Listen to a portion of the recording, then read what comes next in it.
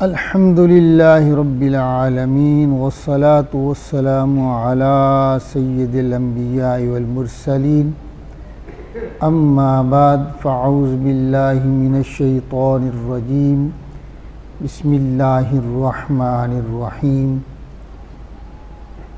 وَيَوْمَ نَبْعَثُ مِنْ كُلِّ أُمَّةٍ شَهِيدًا ثُمَّ لَا يُؤْذُونَ لِلَّذِينَ كَفَرُوا وَلَا هُمْ يُسْتَعْتَبُونَ صدق اللہ العظیم۔ وَيَوْمَ نَبْعَثُ مِنْ كُلِّ أُمَّةٍ شَهِيدًا، اور جس دن ہم اٹھائیں گے ہر امت میں ایک گواہ۔ یعنی اللہ تعالیٰ ارشاد فرما رہے ہیں کہ وہ دن یعنی قیامت کے روز محشر کے میدان میں ہم ہر امت پر ایک گواہ لے کے آئیں گے۔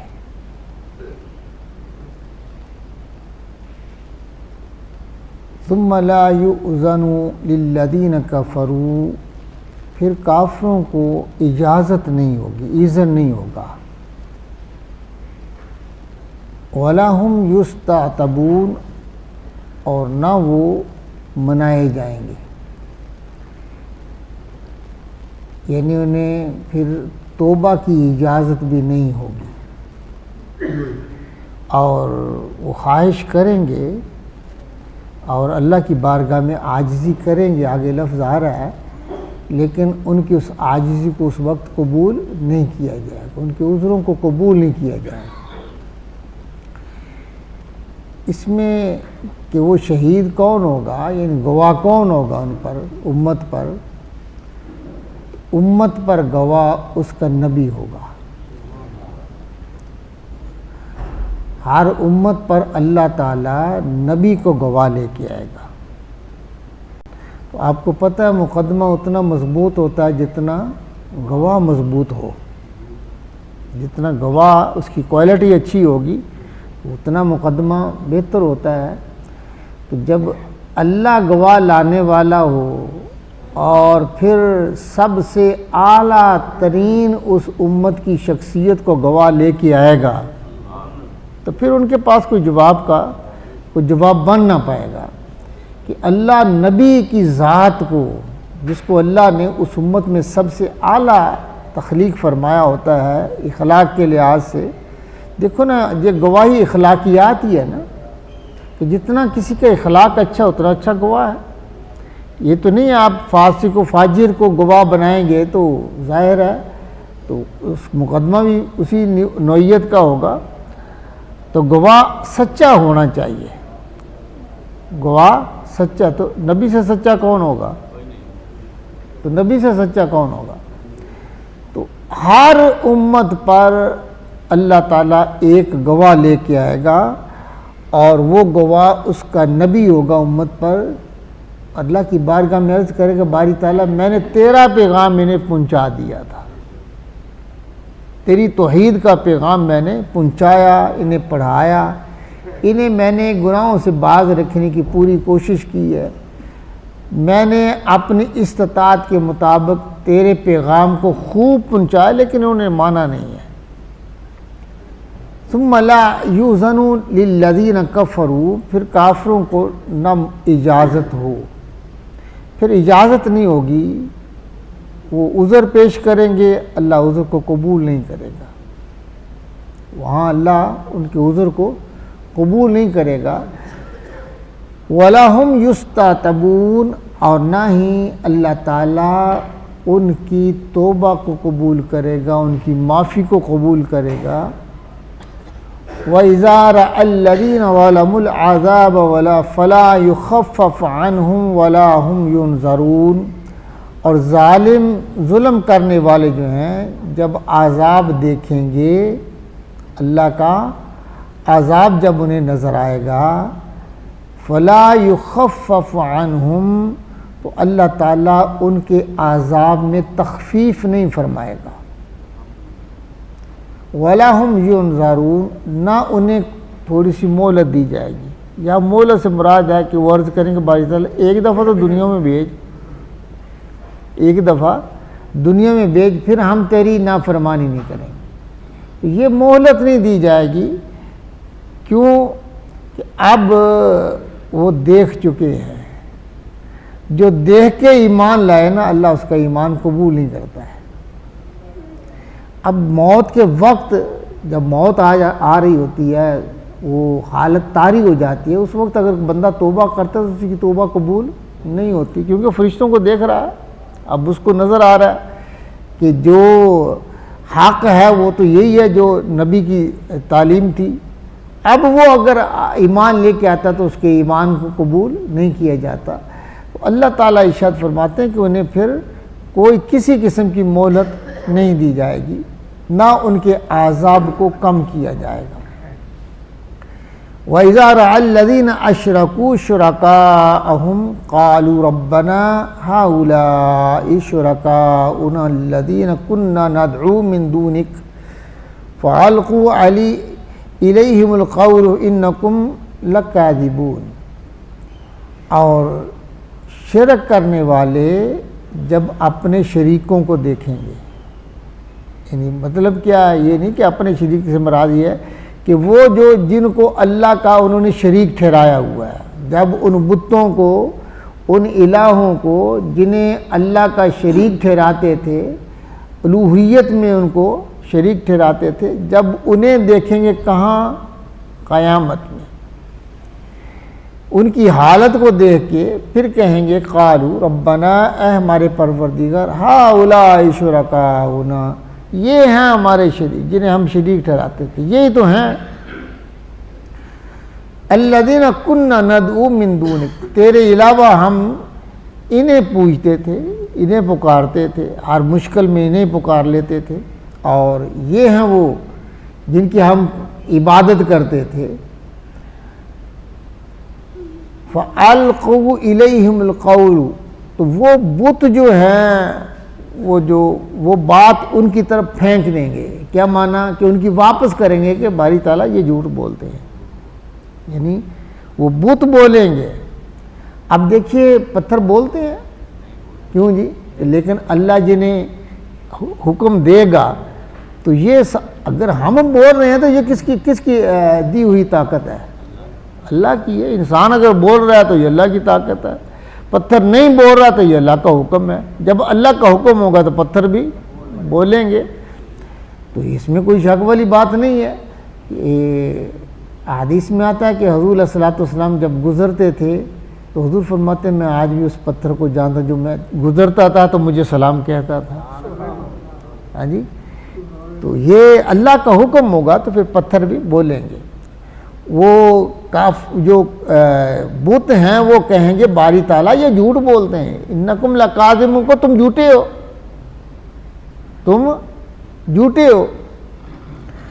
اب یہاں یہ بات بڑی کہ وہ کہیں گے جھوٹے ہیں، حالانکہ بات تو ٹھیک ہے، بات تو ٹھیک ہے کہ ان کی عبادت کرتے تھے، اس میں کچھ جھوٹ والی بات تو نہیں ہے۔ تو پھر وہ کیسے کہیں گے کہ یہ جھوٹے ہیں؟ اس کا معنی یہ ہے کہ باری تعالیٰ ہم نے انہیں نہیں کہا تھا کہ ہم اللہ کے شریک ہیں، ہم نے انہیں یہ بات نہیں کہی تھی کہ ہم شریک ہیں، انہوں نے خود ہی بنا لیا، انہیں خود بنایا ہے، ہمارا اس میں کوئی قصور نہیں ہے۔ ہم نے انہیں نہیں کہا تھا کہ ہمیں، یہ تو عقل کے اندھے ہیں، خود ہی ہمیں اپنے ہاتھوں سے تراشتے تھے اور اپنے سامنے رکھ کے جھک جاتے تھے، ہم نے نہیں انہیں کہا۔ یہ جھوٹ بولتے ہیں، جھوٹے ہیں۔ دوسرا یہ کہ یہ اپنے یہ عقائد میں جھوٹے ہیں، یہ اپنے عقائد میں جھوٹے ہیں کہ یہ ان کا عقیدہ ہی غلط تھا کہ تیرے سوا یہ ہماری عبادت شروع کر دی انہوں نے۔ یہ جھوٹے ہیں ہر طرح سے۔ وَأَلْقُوا إِلَى اللَّهِ يَوْمَئِذٍ السَّلَامَ۔ اب یہ دیکھیے، اور اس نے اللہ کی طرف عاجزی سے کریں گے، کیا کہ وہ اللہ کی بارگاہ میں عاجزی کریں گے جب اللہ کی شان کو دیکھیں گے اپنے سامنے، اور اپنے بتوں کو دیکھیں گے کہ ان کا تو حال ہی کوئی نہیں، جنہیں ہم پوجتے تھے، جن کی ہم عبادت کرتے تھے، تو اس وقت وہ اللہ کی بارگاہ میں عاجزی کریں گے، تو اس وقت عاجزی قبول نہیں ہوگی۔ یہ دنیا کے اندر ہی ہے. الدنیا مزرعۃ الآخرہ، یہ دنیا آخرت کی کھیتی ہے. جہاں جو کرو گے وہی آخرت میں آپ کاٹ لیں گے، اسی کا اجر و ثواب ملے گا. اگر برا کریں گے تو برائی آپ کے پلے پڑے گی، آخرت میں سزا ملے گی. اگر اچھے کام کیے ہوں گے، اللہ کی اطاعت کی ہوگی، اس کے محبوب علیہ الصلوۃ والسلام کی سنتوں پہ عمل کیا ہوگا، حضور کے طریقے کو اپنایا ہوگا، تو پھر آخرت میں اللہ تعالیٰ اجر و ثواب عطا فرمائے گا. اس وقت کی عاجزی اللہ قبول نہیں فرمائے گا. وَضَلَّ عَنْهُمْ مَا كَانُوا يَفْتَرُونَ، اور ان سے گم ہو جائیں گے جو بناوٹیں کرتے تھے، جو بہتان باندھتے تھے نا، وہ سارے کے سارے ختم ہو جائیں گے. انہیں کچھ نظر نہیں آئے گا. انہیں وہ حمایت کرتے انہیں ان کی نظر نہیں آئیں گے کہ وہ وہاں سے. اب یہاں کیا ہے کہ دیکھیے نا، مومنوں کی مدد کرنے والے نا انبیاء موجود ہوں گے، انبیاء موجود ہوں گے. اور اسی طرح اللہ تعالیٰ علماء کو، اولیاء کاملین کو، شہداء کو، معصوم بچوں کو بھی اللہ شفاعت کا اذن عطا فرما دے گا. تو مومنوں کی شفاعت ہوتی تو انہیں نظر آئے گی، لیکن ان کا کوئی شفاعت کرنے والا نہیں ہوگا. وہ سارے کے سارے جنہیں وہ بہتان باندھ کے کہ یہ ہمارے رب ہے، یہ ہمارے الہ ہے، اب انہیں وہاں کوئی نظر نہیں آئے گا، وہ گم ہو جائیں گے. الذین کفروا وصدوا عن سبیل اللہ زدناہم عذابا. اللہ فرماتے ہیں کہ بے شک وہ کافر جنہوں نے کفر کیا اور پھر دوسرا کام کیا اللہ کے راستے سے روکتے تھے. ایک تو نے خود کفر کر لیا، ایک دوسرا عمل کیا ہے کہ انہوں نے اللہ کے راستے سے لوگوں کو روکا، یہی تبلیغ کی ہے کفر کی. اللہ تعالیٰ فرماتا ہے کہ اب انہیں، کیونکہ ان کا ڈبل جو ہے نا جرم ہے، دوہرا جرم ہے. ایک تو کفر کرنا جرم ہے، دوسرا کفر کی حمایت کرنا، اس کے لیے تبلیغ کرنا، یہ دوسرا جرم ہوگا، یہ دوسرا جرم ہوگا. اللہ فرماتا ہے ہم ان کو عذاب بھی دگنا ہی عطا فرمائیں. زدناہم عذابا، ہم ان کو عذاب بڑھا دیں گے، ان کا فوق العذاب، عذاب پر عذاب، عذاب پر عذاب ہم ان پر بڑھا دیں گے. بما کانوا یفسدون، کہ یہ کس کا بدلہ ہے؟ جو انہوں نے فساد کیا ہے. کفر کرنے میں اتنا فساد نہیں ہے جتنا کفر پھیلانے میں ہے. کفر پھیلانے میں جو ہے نا، اسی لیے قیامت کے دن مولوی زیادہ پکڑے جائیں گے، مولوی زیادہ پکڑے جائیں گے جو غلط عقائد کو جو ہے نا آگے پھیلاتے ہیں. جو کیوں کہ ایک تو انہوں، اور میں آپ کو یہ ممبر رسول پہ بیٹھ کے بات عرض کر رہا ہوں، ہر بندے کو پتہ ہے حق کیا ہے. اب حق اتنا واضح ہو چکا ہے کہ حق کا پتہ ہے ہر بندے کو. اب ہٹ درمی ہے، تعصب ہے، جس کی وجہ سے وہ حق کو چھپا رہا ہے اور باطل کو پھیلا رہا ہے. باطل کو، یہ احمدی جو مرزائی جو ہے انہیں پتہ ہے، انہیں اس بات کا علم ہے، اور اس کے بچے کو علم ہے کہ یہ جس کو ہم مان رہے ہیں یہ نبی نہیں ہے، یہ جھوٹا ہے. انہیں پتہ ہے. باطل عقائد کے لوگوں کو یہ پتہ ہے کہ باطل ہے، لیکن وہی جاہلیت کی روش جو ہے کہ جس طرح ہمارے آباء و اجداد اس پر تھے، اب اس کو چھوڑنا مشکل ہے. پتہ ہے انہیں بھی. اب یہ دیکھیں کہ اس کے باوجود اگر کوئی علم پڑھ کے بھی، قرآن کو پڑھ کر، آپ بھی قرآن کو پڑھ رہے ہیں نا، دیکھ رہے ہیں، آپ کو کہیں کوئی ایسی بات نظر آئی ہے جو حضور کی گستاخی کے لیے ہو یا حضور کے درجے کو کم کرنے کے لیے؟ اللہ نے اس قرآن میں حضور کے درجے کو بڑھایا ہے.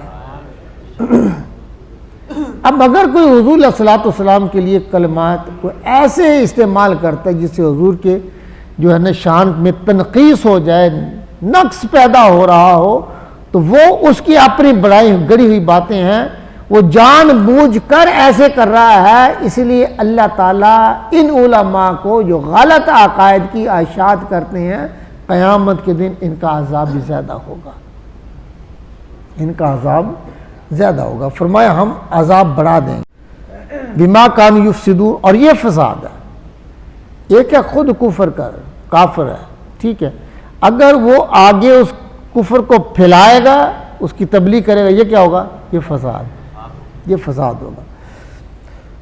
وَيَوْمَ نَبْعَثُ فِي كُلِّ أُمَّةٍ شَهِيدًا عَلَيْهِمْ مِنْ أَنفُسِهِمْ وَجِئْنَا بِكَ شَهِيدًا۔ اب اللہ تعالیٰ فرماتے ہیں جس دن ہم ہر گروہ میں ایک گواہ انہی میں سے لے کے آئیں گے، یعنی اسی امت میں سے نبی ہم نے بنایا ہے، اس کو ہم گواہ لے کے آئیں گے۔ اب اس میں کے اندر علماء نے یہ بھی لکھا ہے کہ انہی میں سے مراد یہ ہے کہ علماء جو اس وقت عرض کہیں باری تعالیٰ ہم نے تیرا حکم سنا دیا تھا، بزرگان دین، علماء حقانی، وہ اللہ کی بارگاہ میں باری تعالیٰ اللہ انہیں گواہ بنا کے لائے گا۔ دیکھیے اب نبی تو یہاں موجود نہیں ہے، کیوں جی؟ اور ایسا وقت بھی آیا کہ نبی پہلے زمانے میں بھی، فطرت کا زمانہ بھی رہا ہے، جیسے عیسیٰ علیہ السلام کے بعد حضور علیہ السلام کا زمانہ ہے، تو اس وقت جو ہے وہ کون گواہ ہوں گے؟ وہ جو حق پر ثابت قدم رہے۔ جیسے حضور علیہ السلام فرمایا کہ قس بن سعد، یہ بہت بڑا خطیب تھا زمانہ جاہلیت کا، بہت بڑا خطیب تھا، زمانہ جاہلیت میں ہے، ابھی حضور نے اعلان نبوت بھی نہیں فرمایا ہے، حضور کی پیدائش بھی نہیں ہوئی ہے، اس سے پہلے کا خطیب ہے، لیکن اس وقت بھی وہ توحید کو بیان کرتا تھا۔ اب ان لوگوں کے خلاف وہ شخص جو ہے جو توحید پر قائم تھا، وہ ان پر گواہ لایا جائے گا، وہ عرض کرے کہ باری تعالیٰ ہم نے تیری توحید کو پہنچا دیا ہے۔ اسی طرح حضور علیہ السلام نے جو ہے نا وہ ورقہ بن نوفل کے بارے میں ارشاد فرمایا، حضور نے فرمایا وہ بھی توحید پر تھا، اور میں دیکھ رہا ہوں کہ ورقہ بن نوفل جو ہے جنت کے دریاؤں میں گوتے لگا رہا ہے۔ تو اس وقت یہ ہے نا، وہ لوگ جو ہیں وہ گواہی دیں گے اور علماء گواہ ہوں گے کہ باری تعالیٰ ہم نے حق پہنچا دیا تھا، اب انہوں نے خود تیرے حق کو قبول نہیں کیا ہے، ہم نے جو ہے نا تیرا پیغام پہنچا دیا تھا۔ تو اللہ فرمائیں گے ہم ہر امت میں انہی میں سے گواہ لے کے آئیں گے، وَجِئْنَا بِكَ شَهِيدًا عَلَىٰ هَٰؤُلَاءِ، اور اے محبوب ہم ان پر آپ کی گواہی لے کے آئیں گے، پھر ہم آپ کی گواہی لے کے آئیں گے کہ محبوب اب تو بتا کہ یہ سچ کہتے ہیں۔ اب مجھے یہ بتائیں، گواہ تو وہی ہوتا ہے نا جو حاضر ہو، کیوں جی؟ تمام امتوں پر ان کے نبی گواہ ہیں، اور ان انبیاء پر میرے محبوب گواہ ہیں، تمام پر حضور کو گواہ بنا کے لایا جائے گا۔ اللہ فرمائیں گے باری تعالیٰ تیرے نبی سچ کہتے تھے، تیرے نبی سچ کہہ رہے ہیں، انہوں نے حق کا پیغام پہنچا دیا ہے۔ بلکہ حضور کی امت کو بھی گواہ بنایا جائے گا، پہلی امتوں پر حضور کی امت کو گواہ بنایا جائے گا، اور اس وقت سوال ہوگا کہ یہ تو وہ اعتراض کریں گے نا کہ یہ تو تھے ہی نہیں، یہ تو اس وقت تھے ہی نہیں، یہ تو بعد کی امت ہے، انہیں کیا پتہ ہمارے اعمال کا۔ تو اللہ تعالیٰ شاید فرمائیں گے بھی بات ان کی ٹھیک ہے، آپ گواہی کس بات کی دے رہے ہیں، آپ تو اس وقت نہیں تھے۔ تو امت کہے گی باری تعالیٰ تیرے محبوب نے ہمیں بتایا تھا، تیرے قرآن نے ہمیں بتایا تھا کہ تیرے نبی سچ بات کہتے تھے، تو ہم نے پڑھا ہے قرآن میں کہ انہوں نے پیغام پہنچا دیا، اللہ تعالیٰ گواہی کو قبول فرما لے گا۔ وَنَزَّلْنَا عَلَيْكَ الْكِتَابَ تِبْيَانًا لِكُلِّ شَيْءٍ وَهُدًى وَرَحْمَةٌ وَبُشْرَىٰ لِلْمُسْلِمِينَ۔ وَنَزَّلْنَا عَلَيْكَ الْكِتَابَ، اور محبوب ہم نے آپ پر کتاب کو نازل فرمایا ہے، تِبْيَانًا لِكُلِّ شَيْءٍ، جس میں ہر چیز کا علم ہے، جس میں ہر چیز کا علم ہے۔ یہاں علماء نے کہا کہ یہ اس سے مراد نہیں ہے کہ ہر قسم کا ہر طرح کا علم اس کے اندر موجود ہے۔ انہوں نے کہا کہ نہیں، بعض نے کہا کہ نہیں، ہر چیز کا علم ہے، نظر آئے یا نہ آئے، جب قرآن نے کہہ دیا تو علم موجود ہے۔ ہاں جی، تو بعض نے کہا کہ اس سے مراد یہ ہے کہ انسان کی ہدایت کے لیے جس جس علم کی ضرورت ہے اللہ نے قرآن میں رکھ دیا ہے، ہدایت کے لیے، اس کی نجات کے لیے جس جس علم کی ضرورت ہے اللہ تعالیٰ نے اس قرآن میں اس کو رکھ دیا ہے، اور جس جس رحمت کی ضرورت ہے اللہ نے اس رحمت کو بھی اس قرآن میں رکھ دیا ہے۔ وَبُشْرَى لِلْمُسْلِمِينَ، اور بشارت ہے مسلمانوں کو، کہ یہ قرآن کے اندر بشارت ہے کہ جو حق کو اپنا لیں گے اللہ تعالیٰ ان کو اللہ تعالیٰ اپنی رحمتوں سے نوازے گا۔ وآخر دعوانا الحمدللہ رب العالمین۔